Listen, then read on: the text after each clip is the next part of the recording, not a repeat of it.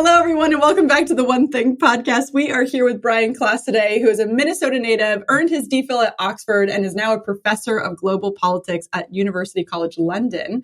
He's a contributing writer for The Atlantic, host of the award-winning Power Corrupts podcast, and frequent guest on national television.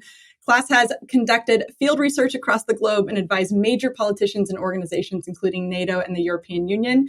And he is the author of Fluke, Chance, Chaos, and Why Everything We Do Matters, which is what we're here to talk about today. Welcome, Brian. We're so excited to have you. I'm delighted to be here. Thank you.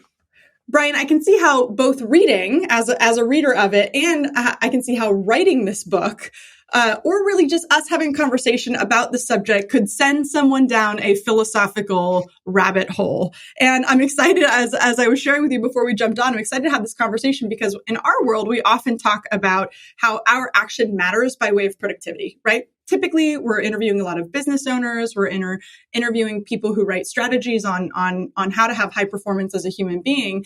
And this book has, to me, what feel like two opposing perspectives, which is that everything that we do matters. But alternatively, we also live in a chaotic universe where there's a lot of things that are completely a fluke or chance, as you describe it. What was your inspiration for writing this? Yeah, that's a very good summary. So, I mean, what I would say is that there's a sort of personal and a professional side to the origin story of this book. The personal side is there's a story that starts in the first chapter where a woman there's this tragic story of a woman having a mental breakdown in 1905 in Wisconsin, and she's got 4 young kids. And she ended up killing all of her children and then killing herself. And this horrible story, the reason it's in my book is because this is my great-grandfather's first wife. And he came home and discovered his entire family dead. And he remarried to my great-grandmother. And I was totally oblivious to this until I was in my 20s. My dad sat me down, told me about this. And I had this realization that I wouldn't have existed if this had not occurred, right? But when you start to think about this in a more detailed way, it also occurs to you that you would not be hearing my voice if this had not occurred, right? And so I think a lot of stuff around the way we think about why things happen just writes out these sort of weird, arbitrary events from the past and how we reshape our future. But, quite literally, my existence is predicated on a mass murder 119 years ago in a Wisconsin farmhouse. So that's the personal side where it's sort of, that stuck with me, as you might imagine. It's and probably wise that you don't add that to your bio, Brian. Indeed, yes. Although I will say, my grandpa he had a dark sense of humor, and he used to say, well, we're not related to her because that branch of the family tree ended. So there's no mass murdering genes in me, hopefully. But the second part of this is that I'm a social scientist, right? And one of the things that social science does is it tries to figure out how to navigate a really uncertain world. And the way that you do that is you come up with models, right? Now, the problem with that, and sometimes they're very useful, but the problem is that you sort of say, okay, here's like 5 or 6 things that if you do them, you can control the world, right? You can avoid catastrophe because we know how everything works. And the more that I studied things, the more that I realized this was not true, that there's all these things that are out of our control, that there are sometimes very small tweaks that have enormous consequences, and all of that doesn't go into the model, right? So on the personal side and the professional side, I was both looking at this worldview where the flukes, the luck, the accidents, the arbitrary nature of change, all that was written out. And then, you come up with this very, what I call a storybook version of reality where everything fits together really neatly. And I just don't think that's how the world works. So that's basically where the book came from. I'd be curious, as someone who studies this and talks about it as much as you do, wrote the actual book on it, does it give you stress or anxiety or pause when you think about, if everything I do matters, if I turn left over right, is it going to have, consequential effect on the world? It's sort of the butterfly effect in mass.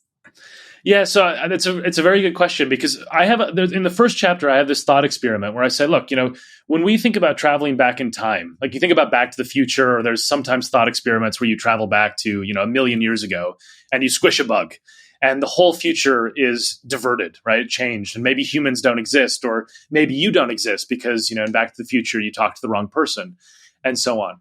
And we intuitively accept this, right? That these small changes in the past can totally radically reshape the future. When we start to think about the present, we just pretend that's not true, right? But everything that we are doing is reshaping the possible pathways of our existence. Now, I think the thing that you're asking is, how do you live with that? Well, I think there's 2 things. One is that, first off, I don't think you can change it, right? You can't control it because you don't know the ripple effects of your actions. My great-grandfather's first wife did not know that she was going to produce a podcast episode in 2024 through this action she made in 1905. So you can't control it. But the flip side of this is, I think for well-being and thinking about the value of our lives, I think this is actually really empowering, because one of the things that I find a lot of people struggle with in the modern world is this feeling of interchangeability, right? Or like having no power, because there's all these structures around them where they feel powerless within them, or like AI is going to replace my job, or a robot will replace my job. The nice thing about this worldview, which I think is actually the way the world works, is that everything is important.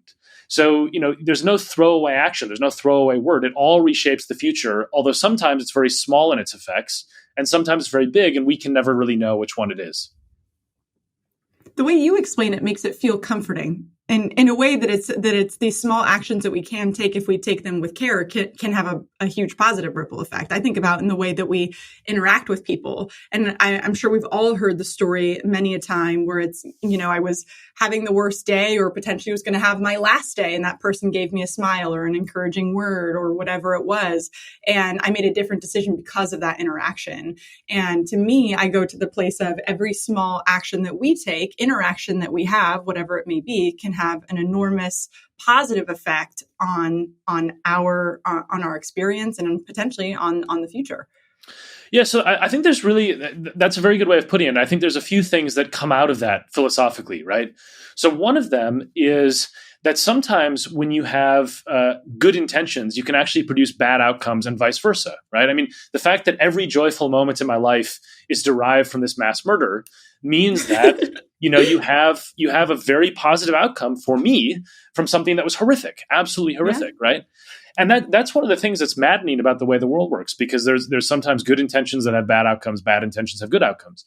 Now, of course, that doesn't mean you should try to do bad things. Of course, you should always try to live a decent and normal life because you're trying to help other people and so on.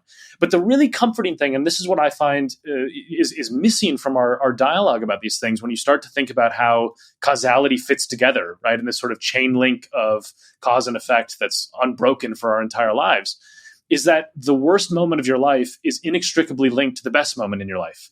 They couldn't both exist unless they equally are there, right? Because the good moment is caused in some way by the diversion of the path you had in life by the bad moment. And I think that's really uplifting and beautiful as a comforting mentality. So, this idea, I think we have this idea that, there's just these discrete moments, and like most stuff just gets washed out. And I don't think that's true. I think that the sort of the easiest way to explain this, and I won't go into graphic detail, I promise, but is the moment of conception of a child, right? Yeah. If it is 1 millisecond different, a different person is created. So if you took a sip of coffee that morning or didn't, it changes which person is born, right? But that goes back to the day before and the day before and the day before. And so everything in your life is this unbroken chain of causes and effects. And I think when you start to grapple with that reality, it does change your outlook and your worldview of how important your individual actions can be.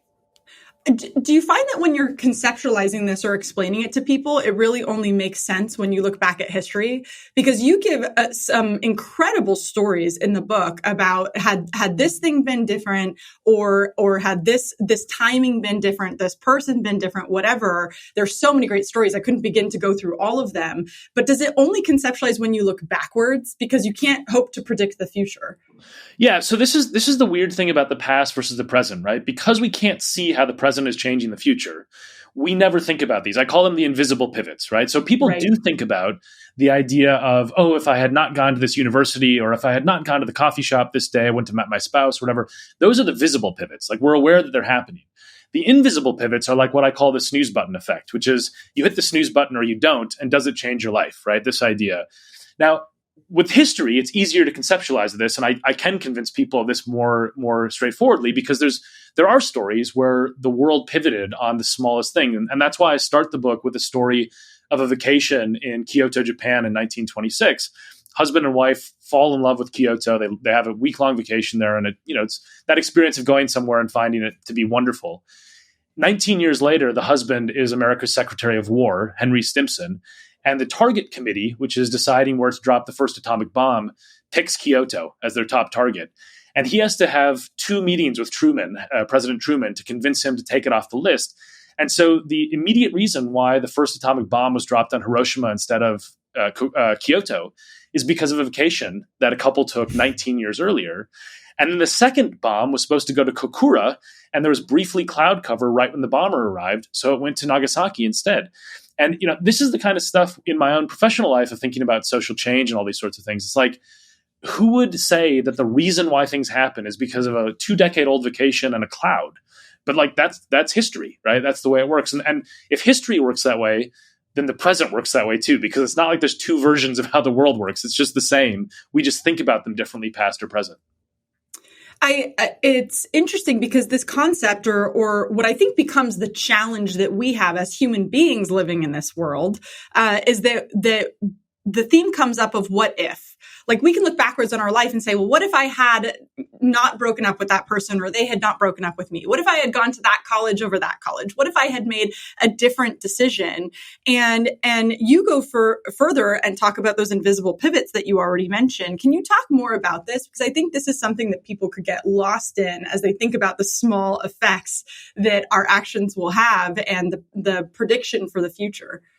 Yeah, so I think I think I was once asked the question of like, what is the biggest fluke that has changed your life and so on, and the point is that I don't know. I mean, I would guess that the most important you could never probably guess. Yeah, and I think there's probably been times where I almost died, right? And I'm not aware of them. I mean, maybe somebody fell asleep at the wheel and then woke up in time to not hit me, right? I would be completely oblivious to that. But if they hadn't done that, then maybe I wouldn't be here and so on. I think that, when we think about, like, I use the snooze button as a thought experiment because a lot of people figure, oh, well, yeah, okay, but like I'll get up at roughly the same time. I'll still have the same routine and so on. But a 5-minute delay in your day will make you meet different people that day, right? You will have different conversations. And those things have ripple effects. And this is the kind of stuff where chaos theory, I was really baffled by why chaos theory is not applied to humans as very often at all, right? We occasionally in film and so on, you do see this, but in social science and in discussions of business and so on, we mostly have these like more clockwork models of change that are the visible pivots. Like, oh, here's the 5 variables that make a successful business. There's a lot of stuff, I think, when you look backwards at it, that it could have gone a little bit differently. And if it had, if Apple had been to the game of computing, 3 years later, would they be a giant company now? I don't know, right? Timing was important. So there's a lot of stuff where I think the things that we try to make sense of involve these very big, obvious building blocks. Like, oh, yes, of course. And we always learn backwards as well. So like if something is successful, we're like, how did they do it? Well, if it was a totally random accident that they became successful, which sometimes happens, then we shouldn't learn the lesson, right? Because they might have done something that was not that smart and they got lucky. And then people mimic it. And so I think there's this sort of like stitching back in time where you just... it's always a very neat thread. And I think the invisible pivot point moment is this idea that I use this idea of what I call the Garden of Forking Paths. It's from a short story from 1941, but it's basically this idea that every time you step forward, the garden in front of you, the pathways change. Every single step, right? Now, some of them will end up in the same destination, right? You still might end up meeting the same person and falling in love with them. You still might end up in the same job. But the pathway matters. It affects the way that your life unfolds. And I think that is something that we just pretend is not true. And I think when I do talk to people, I think people actually sort of nod along and say like, okay, this makes sense. But like, I've never thought about this. And I think that's the perplexing thing about this disjuncture between the way that we think the world works. And then when we gaze at it a little closer, how it seems obvious that, of course, we're reshaping our futures constantly. Yeah, how it actually unfolds. Well, it makes me think about, you mentioned earlier, one of the things that you'll see as a common theme through the one thing and that we're always looking for is models. I want to find a model for how to replicate that or how to do that or how to be that, whatever it may be. And when I think about this almost becomes not only a model for how you look at the world, but also I'd be curious to hear your perspective on what's the model for making decisions knowing this.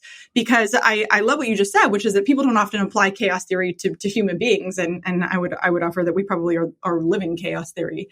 Because we take so many actions. And I'd be curious to understand how you use this to make decisions and what your model might be for that if you have one. Yeah. So basically, there are sort of two kinds of situations that require different models of decision making. So one of them, I use an analogy of Moneyball, for example, which is that famous story of how to sort of optimize baseball based on metrics and data and so on.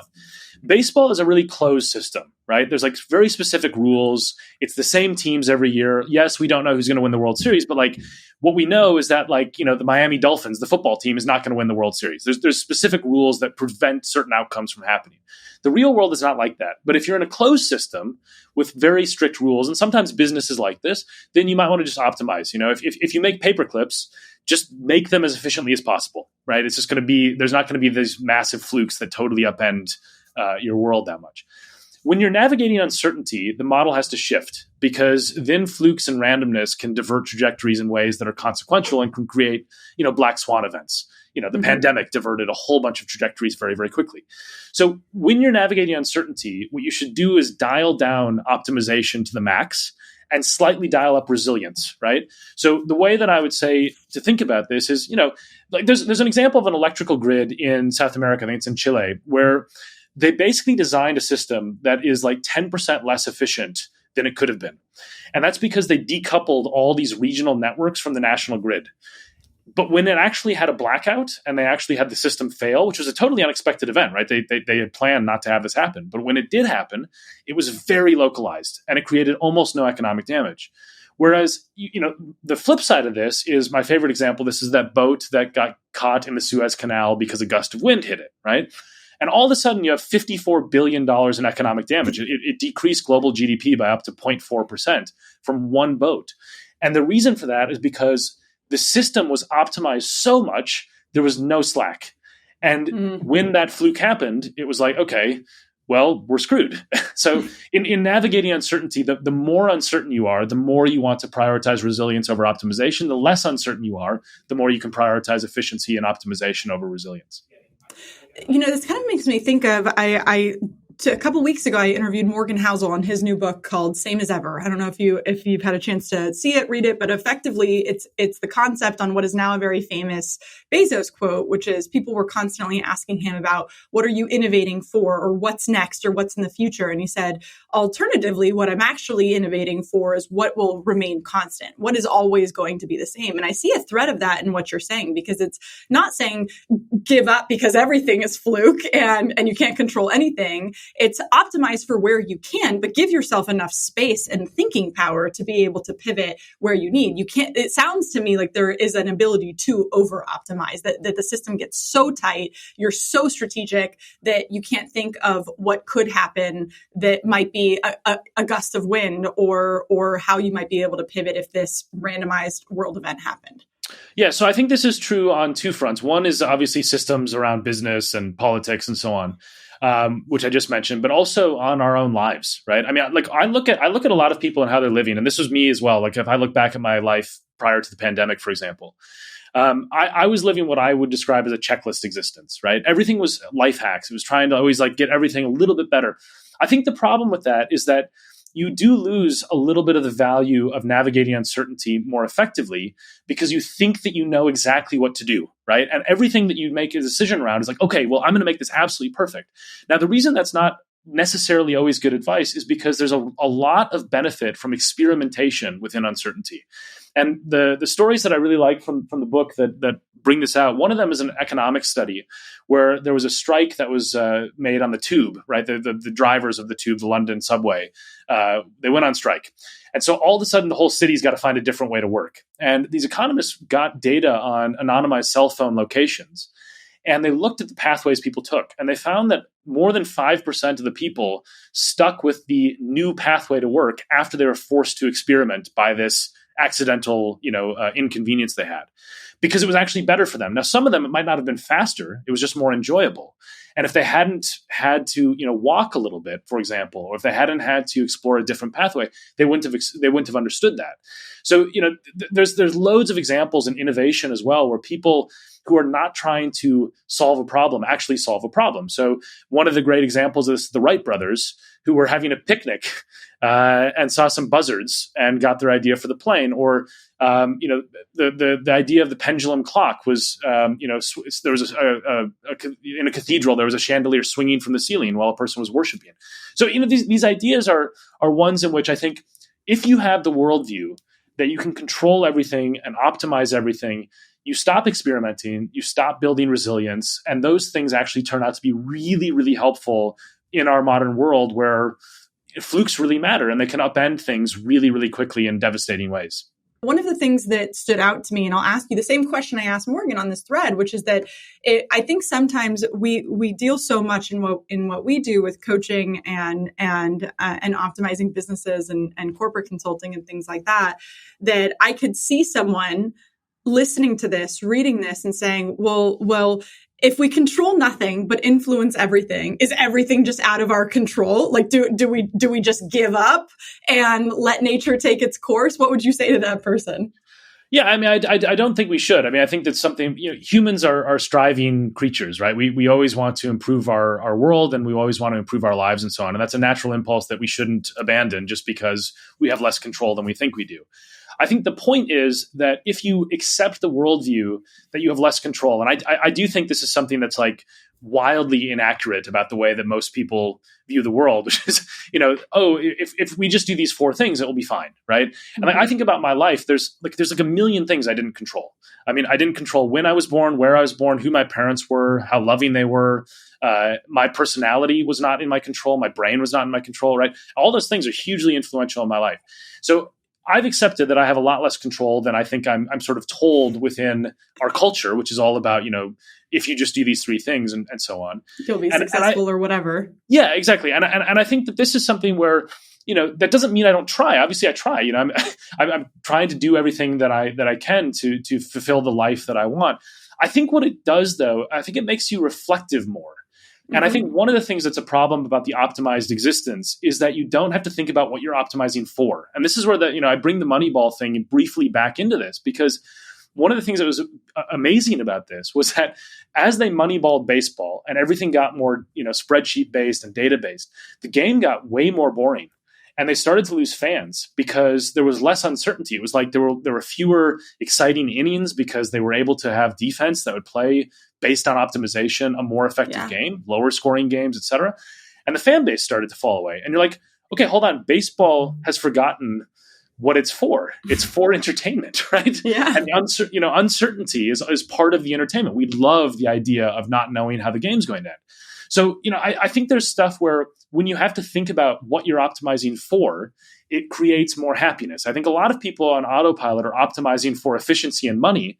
And I think there's some people that's maybe the best pathway for them. And there's other people for whom it's not.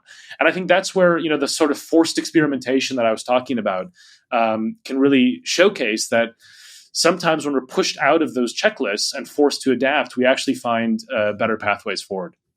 Well, you give countless studies about this, stories about this in the book. And one of the threads that you bring throughout the book, which I think is really important, is what you just said, which is that having this innovation and sort of acceptance of these uncontrollable events actually creates happiness.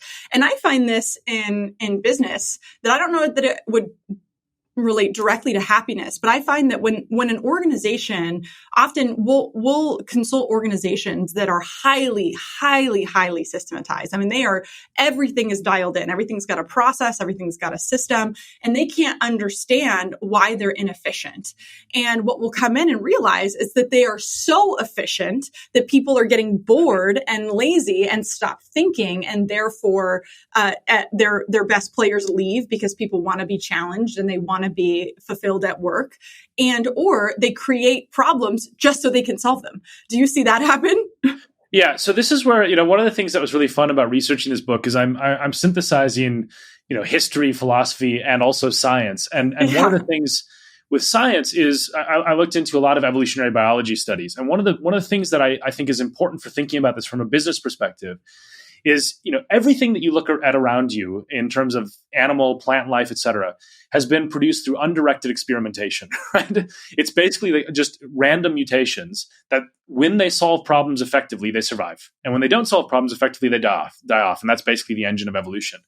Now, when you think about that in a business context, well, if you systematize everything, you're creating a brittle process because you can't experiment, right? Individuals who might have an idea are thinking, okay, but I can't because there's this computer software that doesn't allow me to do this differently, and I can't think about this, and everything's supposed to be by the book. So if the sort of top-down control systems, there's a place for them in terms of quality control, whatever. Like, you need to make sure that you're doing some of these things. I'm not trying to say you don't, but I am trying to say that you need to build in both slack and experimentation into the system to allow people to innovate. Because, I think this is the kind of stuff where when you look at businesses that die, and this does happen all the time, right? You have these businesses top performing and then they just die off because the world shifted.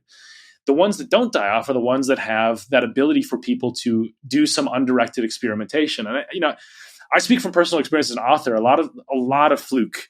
This book came to me when I was walking my dog. I would sit at my computer and I would just be stuck. And I was like, what am I going to say? And then I would just say, okay, this isn't working. Take my dog for an hour-long walk, come back, and it would flow out of me. And I think that's the kind of stuff where there's a lot of workplaces where they would say this is a waste of company time and so on.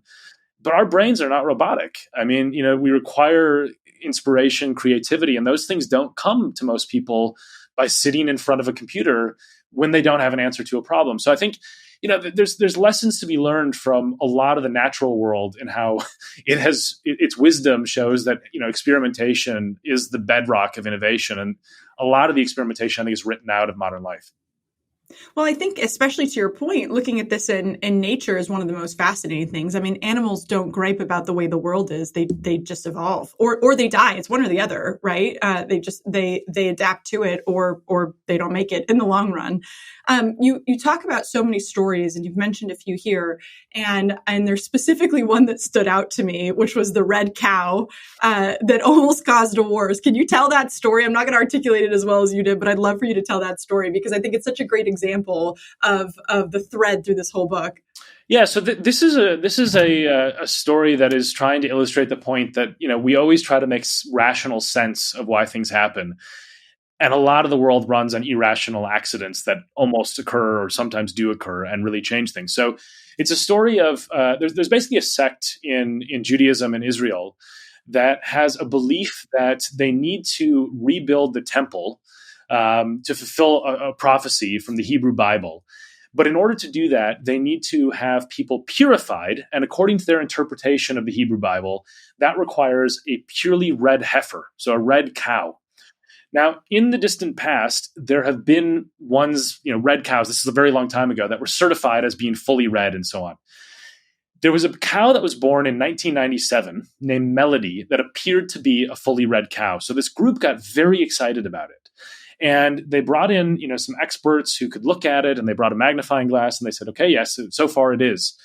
But it needed to become 3 years old. And the reason this was important was because the millennium was going to be in the year 2000. And they figured, okay, this is perfect, right? This is clearly divine destiny because 1997, a cow is born at the age of 3 when we need to actually use the cow in order to purify these individuals. That's the millennium, right? But then right before the millennium, they went back and there was a white hair on the tail. And so it did not end up meeting the definition, and they abandoned the process. But the crazy thing about this is that if it had been, the plan was to basically use the red cow to purify these builders who would then have to blow up some of the most important holy sites in Islam, which would very likely spark an extraordinarily violent conflict, probably much worse than what we're seeing now in Gaza. And in that instance, you'd have it caused by a system of beliefs from thousands of years ago, interpreted in the modern world, and the birth of a cow, right? And this is the stuff where I look at this and I'm thinking, okay, so, people like me are tasked with making geopolitical forecasts sometimes. But what are you supposed to do when, a world war could potentially start based on a cow? And it's not the color of a cow. Yeah. Or be prevented by one hair, quite literally. Yeah. And the wild thing is that there are groups still currently trying to breed cows specifically for this purpose. So this historic story has not gone away. There's a group. They refused to talk to me in the book. They were very polite in responding, but they said we want nothing to do with speaking to you. And they're a group that's trying to engineer this to happen. And I think they're pretty open about their plans. And in the 1980s, there was an attempt to blow up one of the holiest sites in Islam, the Dome of the Rock. So, this is the kind of stuff where I think, when we go to conferences or we talk to people or when I go on TV as a pundit, basically what you're supposed to do is you're supposed to stitch together events in a very straightforward linear trajectory where these three things explain what happened. And, I think these stories just sort of challenge that worldview a little bit. It doesn't mean there's no meaning in models. Of course, we should still model things and so on and think about change. It's that we have to allow that there's just a far more complex reality than we often imagine. How does that show up for you when you are making these predictions? I mean, to your point, you're not only making them, but sharing them on national and international television. And I find this, especially when I think about the specifically financial. I mean, I imagine what you do is even more challenging because it's so humanized and human related that it's got to be even more challenging. But when I look at financial projections, I have a hard time stomaching them because at least once every quarter, one of the quote experts is predicting some type of crash. And by the way, if they keep doing that for a consistent period of time, they will be right. And eventually whatever they're predicting will come to fruition because finance especially tends to be cyclical. And so I'm curious with what you do, especially again, because there's such a heavy human element, which to me makes it all the more unpredictable. How do you make these types of predictions? Well, it's very difficult, and I think this is one of the points that I'm trying to make in the book is that we should make fewer of them, basically, because there's a hubris to them, right? And I do have a line in Fluke where I talk about this experience of going on, you're one of 6 talking heads on cable TV or whatever, and you cannot say I don't know, and you also cannot say this might just be like an arbitrary accident, like maybe just this like one thing happened, like we shouldn't make that much of it because it's not actually that meaningful. Who knows, right? You can't say that. So the problem is you always have to come up with this narrative, and it's a real bias. It's a way that the world is reflected back at us. And I think, economists or financial experts often will say like markets are reacting to blah, blah, blah. And you're like, how do you know, right? Like, this is an extremely complicated global economy. Can you pinpoint it on one thing? I mean, really? So whenever I hear that, I'm very skeptical. I think the deeper point, though, is that I think we should parcel out questions that we have to answer from questions that we don't have to answer. So, there is uncertainty about what will work if you get cancer, right? We have a model, we have a probabilistic idea of what will work, but we don't know for certain that it will work for you. We still should make a guess because otherwise you will die, right? So in this instance, we have to answer the question and we use our best guess. I don't think we need to make an economic forecast for Malawi's inflation rate in 2035. There's no reason to do that, and it's guaranteed to be wrong. And I think about, the geopolitical or economic forecasts. I mean, all of them were wrong because of, just thinking about the last 2 decades. 9/11 invalidated every geopolitical forecast. The financial crisis invalidated every financial forecast. Then you had things like the Arab Spring. Again, then you had Brexit, Trump. You had the pandemic, which obliterated every forecast in the world. And then you have, now wars in Ukraine and Gaza. It's like, we don't learn the lesson. I think the lesson is like, it's just not, there's certain things that are unpredictable. And we shouldn't make predictions unless we have to. I think that, when you have to make decisions and have to make plans, then of course it makes sense to model. But doing the hubristic thing of saying the world in 6 years is going to be like this, I mean, it's just, none of us have any idea, and we don't admit that. I think we should admit that sometimes. Well, and I think the beauty of what you talk about so much is just giving yourself the space to innovate when you have those constraints. And by the way, you correct me if I'm wrong, since you spend your life and career studying this. To me, this is really a muscle that you have to learn to be able to think this way. You have to learn to be able to pivot. You have to learn the resilience that you need in the face of the ever-changing world. Because when I look up, I agree that we can't throw everything out and say no models are necessary, and because nothing is predictable, then we're just not going to put forth effort. We have to pick the model that we're going to follow, and then we have to have the flexibility if that model no longer works, or if that business plan no longer works, or the ability to innovate when things aren't going according to plan, as they don't. Yeah, and this is something that, so humans have an inbuilt bias to detect patterns. And there's a chapter in Fluke where I talk about this and how our brains have evolved to determine, to basically overfit patterns to nature. And part of this makes a lot of sense, right? So like if you hear rustling in the grass and it might be a saber-toothed tiger, it is much better to have a false positive that you run away from than to ignore it and get eaten. So there's an evolutionary pathway through which pattern detection was selected for and allowed us to survive better. But we lived in a very straightforward world in the distant past of hunter-gatherers, right? Like the causes and effects were very linear. They were very direct. If a saber-toothed tiger comes, you might die.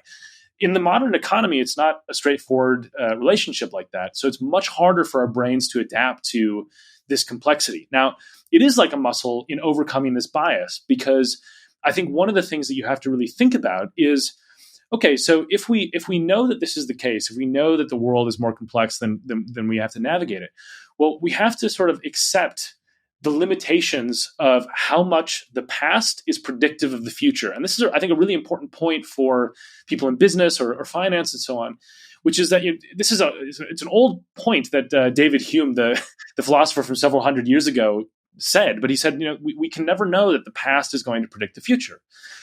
For a long time, it's worked relatively well because we've had stable systems. But now we have such incredible change in such short timescales that if you learn lessons from even 10 years ago, that lesson might not fit the current world, right? I mean, AI is a perfect example where like the way that the economy works is changing literally every 6 months. And that wasn't true in the 1960s. So if you have a model that's based exclusively on past data and you don't exercise that mental muscle of thinking, okay, what uncertainty am I actually grappling with, you'll make serious mistakes. And so I think this problem of Hume's problem of induction is the formal term for it. But it's basically saying like, we have evolved to believe that the past equals the present and the future, and that is a false assumption that sometimes is a useful one, but sometimes leads us into catastrophe. Yeah, I think my favorite chapter of the whole book was you're a social scientist by trade, and my favorite chapter of the entire book was basically, remind me of the chapter name, but effectively you go on through the whole chapter to say that social science is BS. So I would love for you to expand on it, because I just love that you called it out in the way you did. Yeah, this is not going to make me many friends at the conferences, I'll say, but the chapter title is The Emperor's New Equations. And it's not trying to say we shouldn't use data by any means, and it's not trying to say we shouldn't use quantitative modeling. I use quantitative modeling; it's a useful tool, but there's some limitations to it, and I think there's some stuff that's really bewildering about this. And there's two quick examples. One of them is what's called the fragile family study, where they, the sort of holy grail of machine learning and AI to solve all of our problems. These researchers said, okay, let's see if we can do this. So they took all these children that were in vulnerable positions. They might have ended up, in at risk of going to prison or at risk of drug use and so on, because they had lots of risk factors in their lives.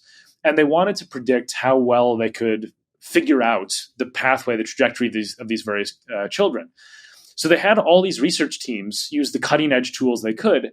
And the answer was not very well at all. Basically, all the machine learning teams did about as well as just straight up averages. And that was really bewildering, because there's the point they were making is not that machine learning is useless. It's not. It's obviously very useful for solving problems. It's that for some aspects of uncertainty, we shouldn't have the hubris to think that we can tame things that are often swayed by chance or unpredictability, and some of those models are problematic.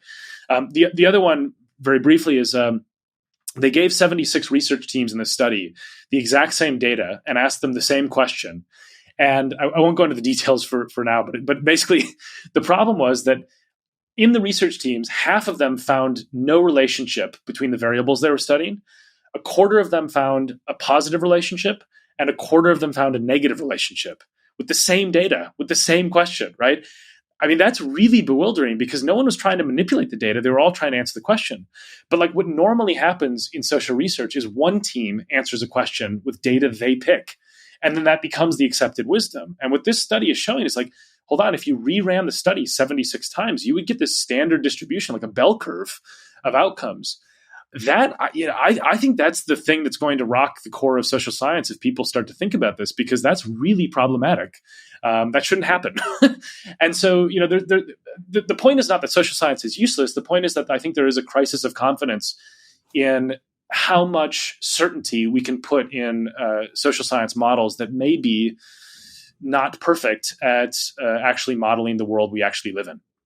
Well, I think this also goes to something you mentioned in the book about how history is written. I mean, so much of it has to do with our interpretation of the events, of the model, of the data, of whatever it is. And then how we interpret it now today, it has to do based off our interpretation of either that person or that time or whatever it may be. Yeah, and this is something. There's a concept. I don't talk about this in Fluke much, but there's a concept called survivorship bias, which is, I think, a really important concept in this regard of how we understand the past. So, what evidence do we have that cavemen actually lived in caves? Well, their wall paintings are in caves. If they painted on trees, the trees are gone, right? So it just survived. I mean, I live in England. There's a cathedral near where I live, and there's some stuff that's graffiti in the sense of carved into stone that's 1,000 years old. That evidence survived. Some of the stuff that was written down on stuff that was disposable or could decompose is gone. So you have this arbitrary snapshot of events. And this happens, by the way, in all sorts of realms. I mean, who becomes powerful has survivorship bias in it. There's all sorts of areas.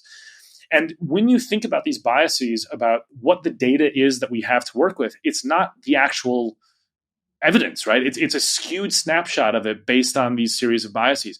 So I think there's a lot of stuff. History is a perfect example of this, of course, because only one side gets written often, and the records are often, very, very biased if you go back far enough and so on into history. So, I think this is the big point, is that you want to learn that you should use evidence, right? Like, you should use data points from the past.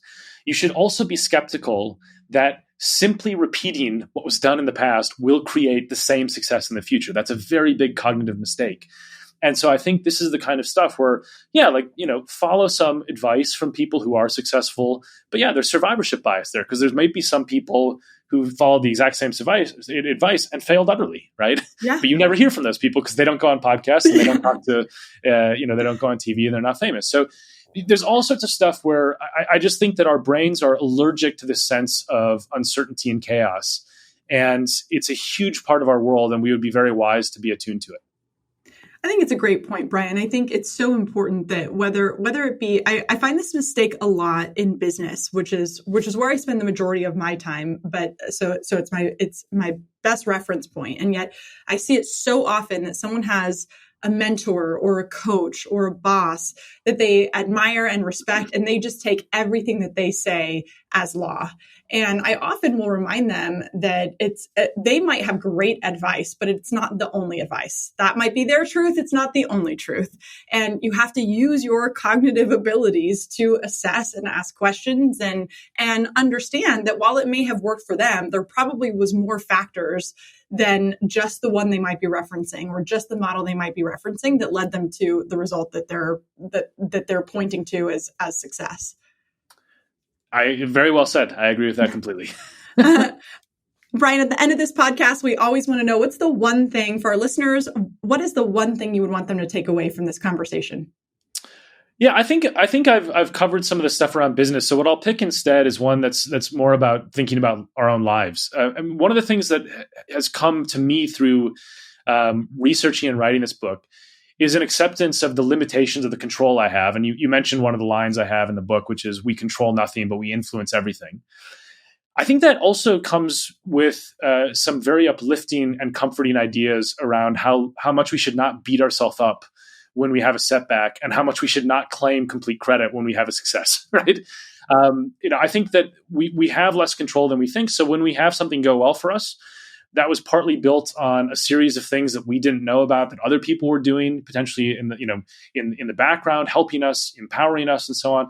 And when we have a failure, it's sometimes not fully in our control either. And I think, the American dream and some of these ideas around the ways to conjure up success give us this illusion that it's all up to us. And I think that's simply not true. I think when you think through chaos theory and some of the ideas that I've been talking about, you wouldn't beat yourself up in terms of losing at roulette, but life has a lot more elements of roulette in it than we imagine. So my advice here is to just let yourself off the hook sometimes when things don't go your way.